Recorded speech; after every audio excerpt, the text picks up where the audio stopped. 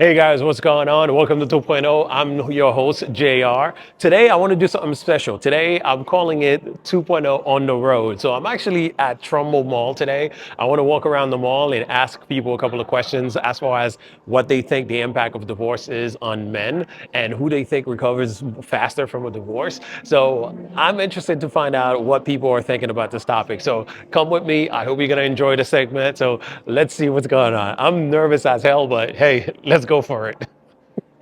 All right, cool. What's your name, man? Gerald, Gerald. Nice to meet you, Gerald. pleasure. So, question for you, Gerald. Like, what do you think people like are so quick to give up on marriages nowadays? Well, one thing I would think it's the we think we don't have to stay in and go through this fight. There's so many different choices out there. So we always think like, well, you know what? I don't have to. Let me just see what I can find, different out there. So we just, I guess, in a way, afraid of the fight. Okay. You Because know, people are thinking like the grass is always greener on the always other greener on side. the other side. Yeah, and they have options. Yes, yes. Wow. What do you think the impact of divorce is on men? Because sometimes when it comes to divorce, a lot of people just gather around the woman most of the time, right? So the man is kind of like left alone fending for himself, So Yes, yes. it's like people don't really take the time to consider what men goes through, like when they go through a divorce. So what do you think from a men's perspective? What do you think the impact is on men? I would say it's as grave is not even as for a woman really. I mean, let alone if you have kids on the side, we understand the women go through a lot. But as far as men are, personal, effect, it really forces you to go to some changes, do some soul searches. And again, it's not like you just go out there and say, okay, let me see if what if I can find some better. It's just what did I do, to first of all my decision to go into the marriage. Now, what was my misjudgment? Now I'm out of it. What did I do wrong, and how can I change and avoid something like that to happen? So it really, at least for myself, it really forces me to look inside and try to find out if I get myself in a situation like this again, how can I do it if it's going to be any better? You see what I Gotcha. mean? Gotcha. And as far as like personality, to me, I did a whole change. I feel like I wasn't the right person, that got into that marriage, and see if I could, bring the best out of myself with it. Gotcha. Yeah. I think that should have been the first question I'd led with, right? Are you divorced? Yes, I am. Okay. Wow. How long have you been divorced? Since 2015. Since So, 2015? yeah, Okay. that's So it's a while about 10 ago. years. Yes. Okay. All right. Yes. So talk to me about that process. Like, what was it like going through a divorce? It was it's a false sense of liberation. It's a false sense of liberation. I like that. You know. I like that. And why do Yes. you say that? Well, because you think like you're free, you just everything is open for you out there, but really it's not. The freedom really was where you were at. Gotcha. You see what I'm saying? So now you are forced to make certain decisions. You are forced to abide to a different set of rules. So to me, it's a false sense of liberation. It's a false sense of liberation. You know what? I've never heard it put that way, but I actually love that, and I'm going to use it, right? Because a lot of people think about divorce as like such, like you said, it's a liberation, right? So I actually did an episode called, is it necessary to celebrate a divorce? Because a lot of the females or a lot of women, they actually have divorce parties, Yes, because they are celebrating the fact that, oh, I'm free, it's freedom. I mean, granted, I know there are some situations out there that is horrible, and when they finally able to walk out of that marriage, I can understand they experiencing some freedom. But as far as going through the extent of celebration or celebrating it, I don't think it's really called for because it's like you said, it's a false celebration. It's a false, Sense of sense of liberation. liberation. Yeah. So. See, now it really depends. Like, for example, for a woman, if you're in an abusive relationship, you know what I mean, and you've been holding down for a long time, hoping for the change, and never happened, and Yeah. then you finally decided to walk out of it. It may warrant some celebration. Right. But see, in my case, the way I'm saying it also is, if you have or kids in a marriage, you know what I mean, and you come to realize, how much that whole separation impact other lives, and not Right. just you and the wife or the ex. Yeah. But it impacts some lives, some ways that you never thought. So Absolutely. so that's Absolutely. that's what I think celebration maybe, but not all the. I don't think it warranted all the time. Gotcha, You gotcha. know? Now, did you have any kids from the marriage? Yes. How many? Three Three. girls. Oh wow, three boys. Three girls. Oh, three girls. Yeah. How old? Well, right now they're 22, Okay. 20, and about to be 18. Okay. Awesome. And are you active in their lives? Like, what was the Yes. custody like? Did you get 50-50 custody, or what was that arrangement We know like? we get 50-50 custody, but you already how it is here in the U.S. It's if the woman doesn't really observe it, they Yeah. don't really have to, Right, right, and right, right. they can purposely tie you in court back and forth, just to make it miserable. Gotcha, You know what I mean? gotcha. But yes, we did get 50-50, but she didn't really observe it. Okay. I try not to have a fight about it, and get what I could. I see. I Yeah, see. pretty much. Now, how do you feel like the divorce impacted you from a fatherhood standpoint?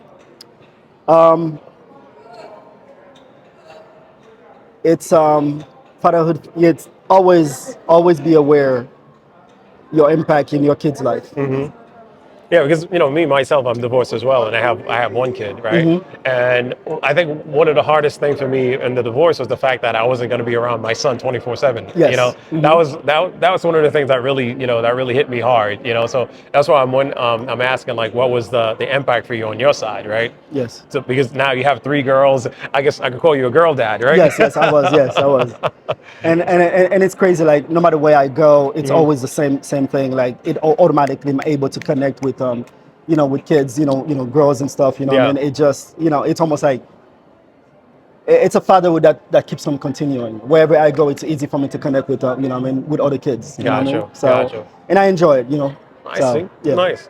And from an emotional standpoint, like what was that process like for you? Did you have to go to counseling, or did you go to therapy, or like how did you process those emotions? I should have gone to therapy. You should have. Yes, as us, Why do you say in that? the black community, we don't like go sit in front of someone and talk about our problems. Yeah. We like to internalize it and try to solve it ourselves. So I should have gone, but I didn't. But I feel like I came through and I did what I have to do, self therapy really. So it's easy to attach to find remedy in substances, Yeah. remedy in other things. Right. But I try to guide myself to find the right remedy and not to lose myself in a way. Yeah, definitely. Yeah, I mean, it's a good point. Like you said, like especially in the black community, right? It's when it comes to therapy, it's not something that is really embraced by men. Yes. Because some people see it as a sign of weakness. Weakness, yes, It's like, that is- oh, yep. you're a man. Why am I going to do? Why am I going to sit in front of somebody and just talk about my feelings? Yes, I'm a yes, man. yes. I'm just going to take it and roll with it. But we don't understand sometimes. There's a lot in our heads that we need to unpack. From an emotional standpoint, and it really helps out with that. So Definitely. yeah. Yes, sir. So what do you think the most challenging part of the divorce was for you? When there was, despite the fact I was, I feel and I think I was, a great father, and the ex finding a way, that terminology where they say, if I can't have you, nobody can. Yeah. So they make it a way to make your life, miserable by trying to keep your kids away from you. So, the kids were young, so young, where things that was being said to them, they kind of absorb it, and that's why they needed at the time because they were teenagers Right, about that revolting time. Right, So with all this, misinformation being put in their head, so there was a time for about a year I wasn't in touch with my kids, and Oh, that was wow. the most. So that was the most, the craziest thing. Wow. Yeah, Yeah. part of it, really. Yeah, I can imagine, man. Because So- from a fatherhood standpoint, I mean, not being able to see my kid or not being able to see my kids, that would drive me bananas, man. I mean, especially when you think you did everything that you were supposed to do. Right, You see yeah, what I mean? So yeah. Oh man, I'm sorry you had to go through Oh, that. yeah. So what about from a financial standpoint? What was the impact? But again, you try not to find remedy in the wrong thing. So what again, you had to take a hit. Yeah. I took a hit. There was a point I was renting rooms.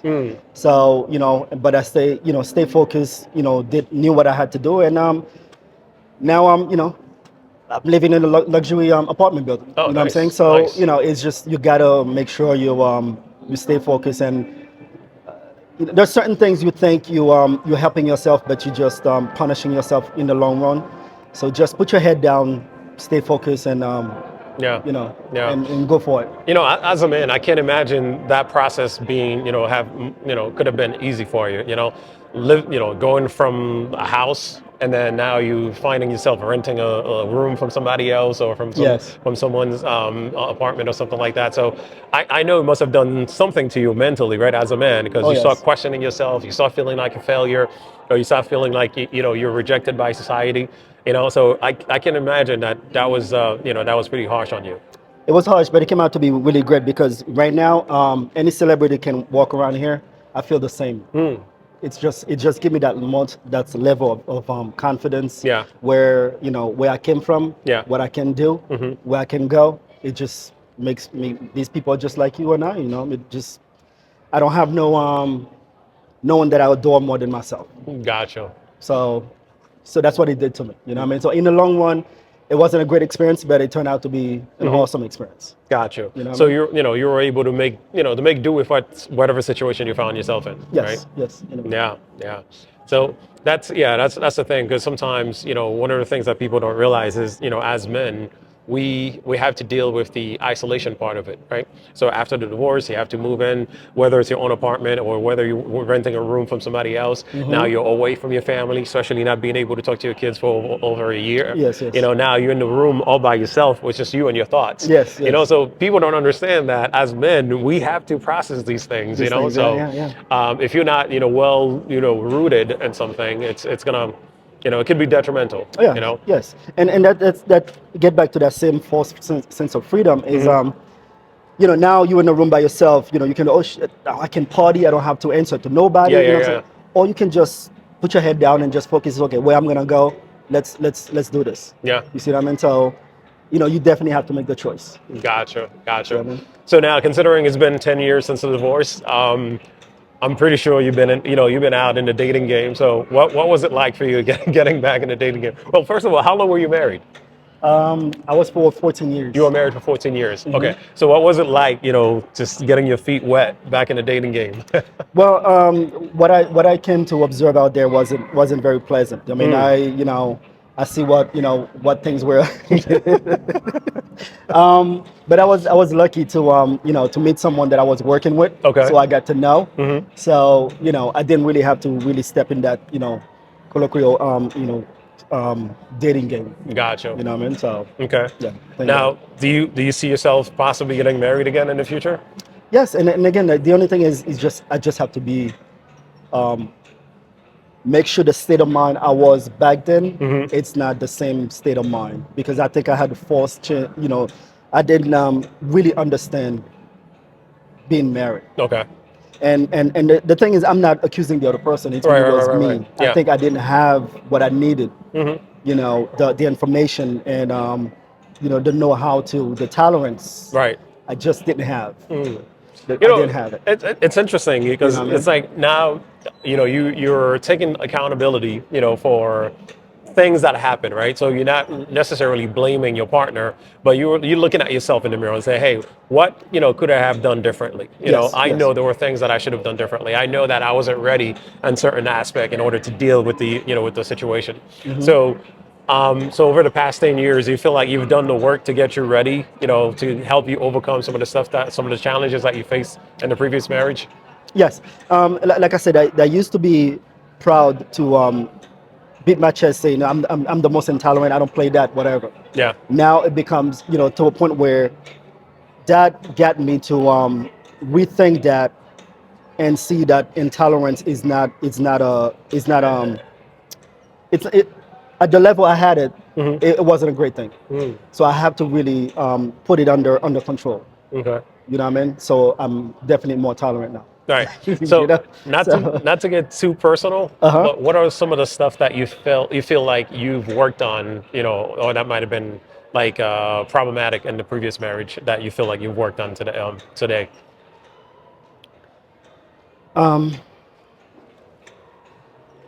The tolerance, that's definitely number one. Okay. Um,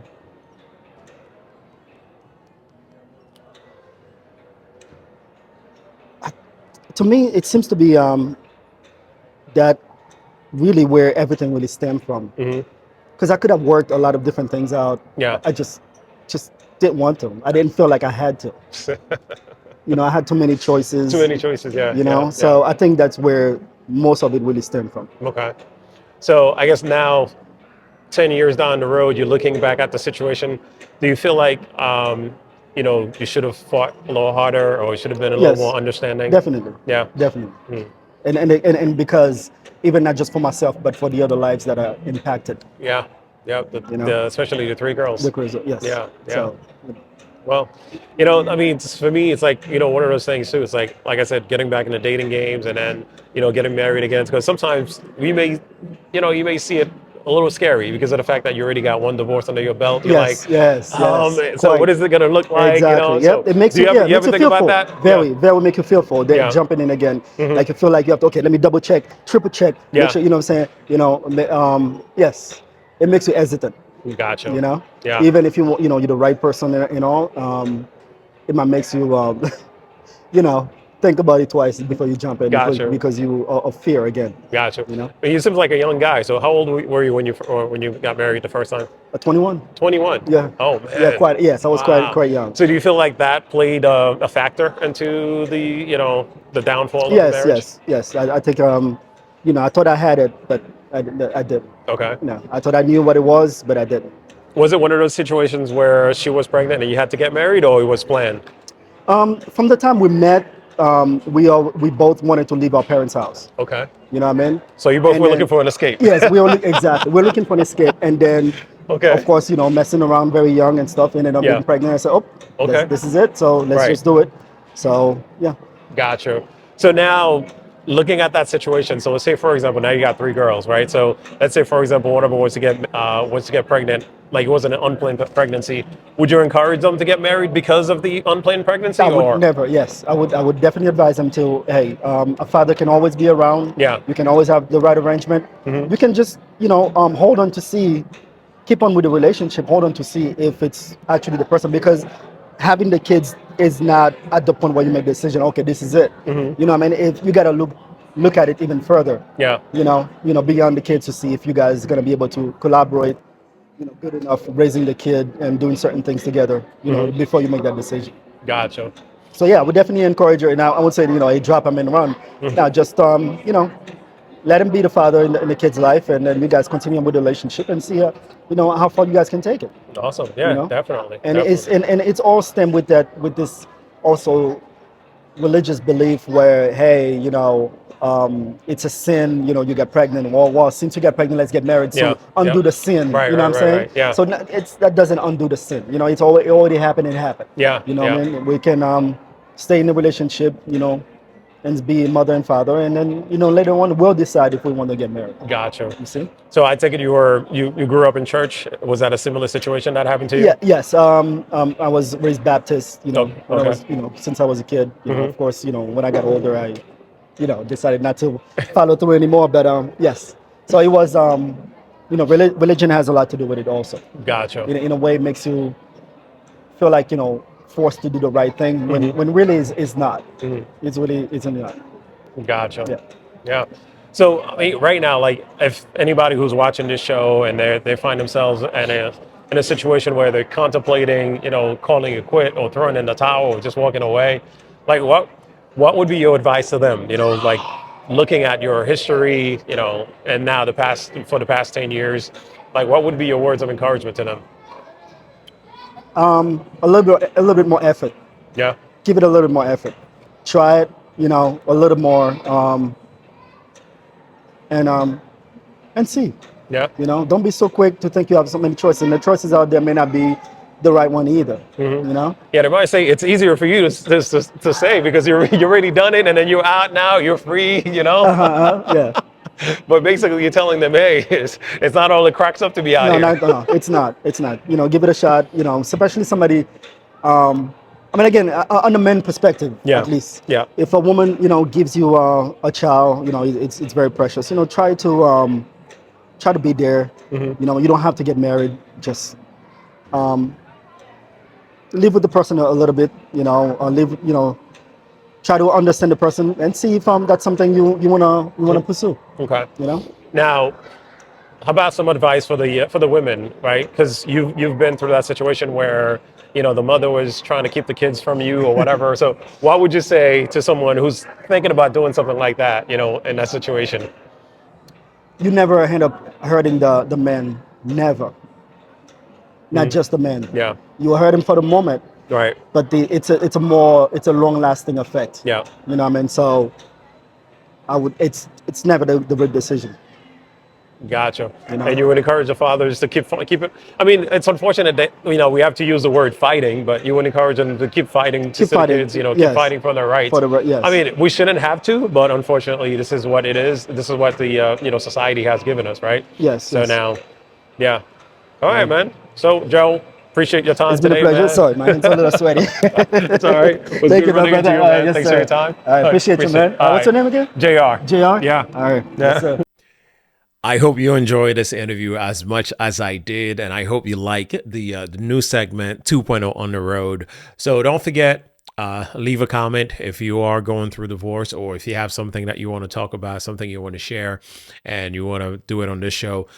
Feel free to reach out to me, and we'll work out the logistics and get you on the show. So again, this is a platform that we create for people, mostly men, to express themselves without judgment, and also anybody who's gone through a significant life-changing event, which can make you a 2.0. You want to share your story, feel free to do so.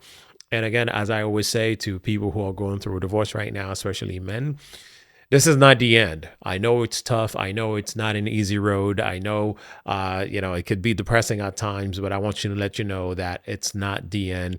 Just hang in there. Feel free to seek some help. Talk to a therapist, talk to a pastor friend. If you don't have any friends to talk to, feel free to reach out to me. I'll be more than happy to have a conversation with you because, like I said, I've been there. I know how hard it is, but I want you to know you're not alone. As always, remind yourself you got this. And don't forget, live every day as if it is your last day, because one day it will be. I'm JR. Thanks for watching. I'll see you next time.